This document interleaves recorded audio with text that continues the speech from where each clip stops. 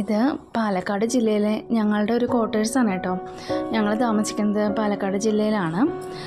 ഇവിടെ ഞങ്ങൾ ചെറുതായിട്ട് ഒരു കൃഷി വെച്ച് പിടിപ്പിച്ചിട്ടുണ്ട്. അതായത് പച്ചക്കറികളും ഉണ്ട്, ഔഷധ സസ്യങ്ങളും ഉണ്ട്. അപ്പോൾ മത്തനുണ്ട് കേട്ടോ, മത്തൻ പൂവിട്ട് വന്നിട്ടുണ്ട്. പിന്നെ ഔഷധങ്ങളായിട്ട് എരുക്ക് നിൽപ്പുണ്ട്, വെള്ള എരുക്കാണ്. പിന്നെ കൃഷ്ണ തുളസി ഉണ്ട്, കൃഷ്ണ തുളസി ആവശ്യത്തിനുണ്ട് കേട്ടോ. പിന്നെ കസ്തൂരി മഞ്ഞളുണ്ട്, മധുരച്ചീരയുണ്ട്, പിന്നെന്താ ആവശ്യത്തിന് ചെറുള, നമുക്ക് കഞ്ഞിയിലൊക്കെ ഇട്ട് ഉപയോഗിക്കുന്ന ചെറുള നിൽപ്പുണ്ട്. പിന്നെ അതുപോലെ പനിക്കൂർക്ക ഇലയുണ്ട്, ആവശ്യത്തിന് നമുക്ക് കാപ്പിയിട്ട് കുടിക്കാം. പനിക്കൂർക്ക ഇല നല്ലതായിട്ടുണ്ട്. പിന്നെ മൈലാഞ്ചി ഉണ്ട്.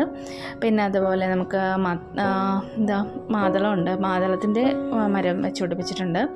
അതുപോലെ ചെമ്പരത്തി ഉണ്ട്, പിങ്ക് കളർ ചെമ്പരത്തിയാണ് കേട്ടോ, പിങ്ക് പൂവിടുന്നതാണ്. പിന്നെ നമുക്ക് താളിയായിട്ട് ഉപയോഗിക്കാം. പിന്നെ അതുപോലെ വെള്ള അരളിയാണുള്ളത്, അത് ഞാൻ ഭഗവാന് വെക്കാൻ വേണ്ടിയിട്ടാണ് ചെമ്പരത്തി അരളിയൊക്കെ വെച്ച് പിടിപ്പിച്ചിരിക്കുന്നത്.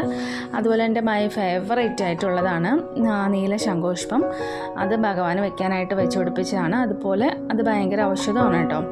അതുപോലെ കൂവളം വെച്ച് പിടിപ്പിച്ചിട്ടുണ്ട്. പിന്നെ കാട്ടു തുളസി ആവശ്യത്തിനുണ്ട് കേട്ടോ, നമുക്ക് ആവിയൊക്കെ ഇട്ട് പിടിക്കാനായിട്ട്, ജലദോഷമൊക്കെ വരികയാണെങ്കിൽ ആവി പിടിക്കാനും കേട്ട്. പിന്നെ കറ്റാർവാഴയുണ്ട്, നമുക്ക് എണ്ണ കാച്ചാനൊക്കെ ഇട്ട് കറ്റാർവാഴയുണ്ട്. പിന്നെ അതുപോലെ പവിഴമല്ലിയുണ്ട്, ശിവനരളിയുണ്ട്, നെല്ലിമരമുണ്ട്, പേരക്ക മരം വെച്ച് പിടിപ്പിച്ചിട്ടുണ്ട്.